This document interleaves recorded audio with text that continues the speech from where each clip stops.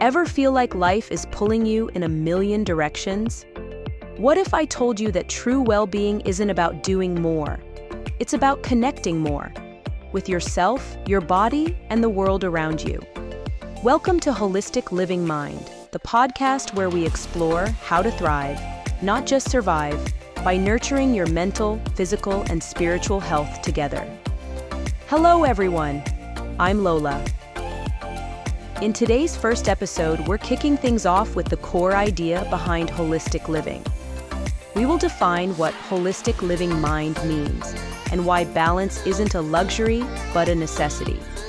We'll also touch on mindfulness, emotional resilience, and even small shifts you can make today to feel more aligned. Ready? Let's begin.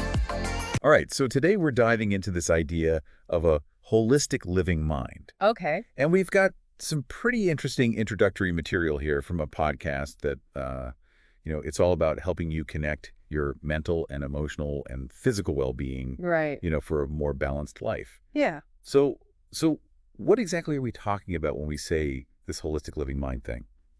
It's almost like thinking about it less as like these separate pieces of yourself and more like a whole ecosystem. You know what I mean? Like a holistic living mind is really about understanding that your mental health, emotional health, and physical health are all super interconnected. Okay. And it's not just about trying to like fix problems in one area or the other. Gotcha. It's more about nurturing the entire system, Yeah. right? So that you can have this really strong foundation for overall well-being. Yeah, that makes a lot of sense. And what's really interesting is that by building this strong foundation, you can often prevent those individual issues from even popping up in the first place. Wow, so it's like preventative. Yeah. Okay. It's like taking a proactive approach to your well-being, I like that. rather than just reacting to problems when they arise. So instead of putting out fires all the time, you're Exactly. building up a strong foundation. Yeah, you're creating a more resilient system. So an ecosystem. Yeah. That's a great way to think about it. Right. One of the key things that kind of feed into this ecosystem. Yeah, so the material we're looking at here touches on a few different areas. Right. One that's absolutely crucial is mindfulness and awareness. Okay.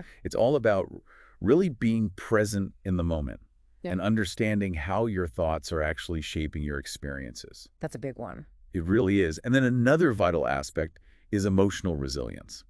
So like bouncing back from stuff. It's not so much about avoiding those tough emotions, but about learning how to navigate stress and challenges with a sense of balance.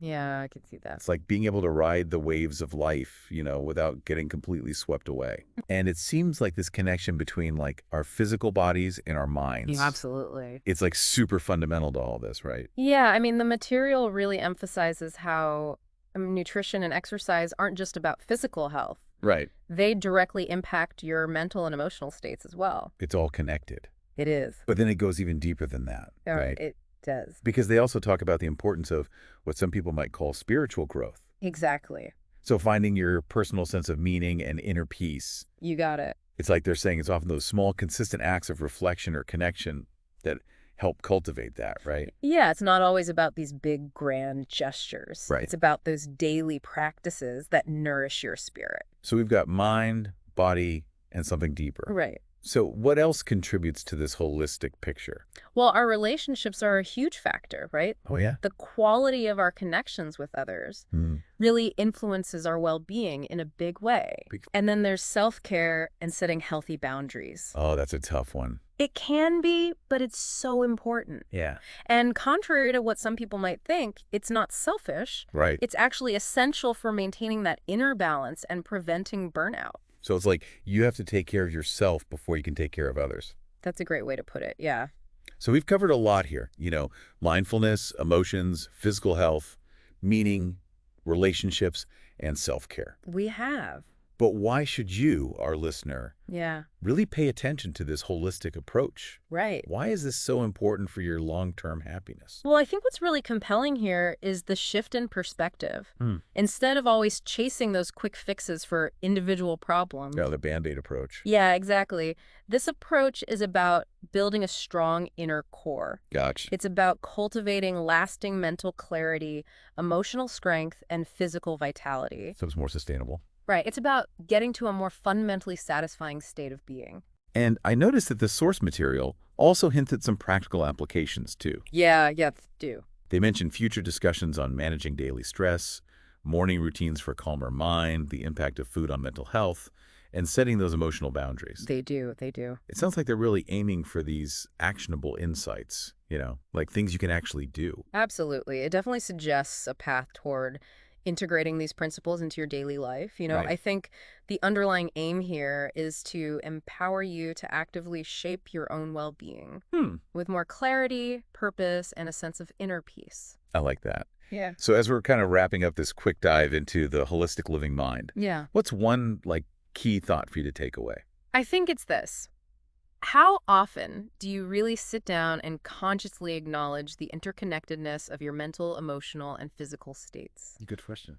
It is, and the source material is really proposing that recognizing and nurturing this connection is key to unlocking a deeper level of well-being. So it's not just about addressing them separately. Right. It's about understanding how they all work together. Yeah, it's like that ecosystem idea again. Exactly. It all comes back to that. So it's a powerful point. Yeah.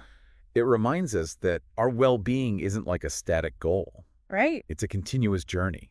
It is. It's an ongoing process. And with that in mind, I want you to think about this. What's one small, intentional step, maybe related to your mind, your emotions, your body, or even your self-care, Yeah. that you might explore today, now that you're considering how they all actually influence each other? Yeah. That's a great question to ponder. All right. Well, that's our time for today. Right. Thanks for listening to this deep dive on the holistic living mind. Thanks for having me. And we'll catch you next time. See you then.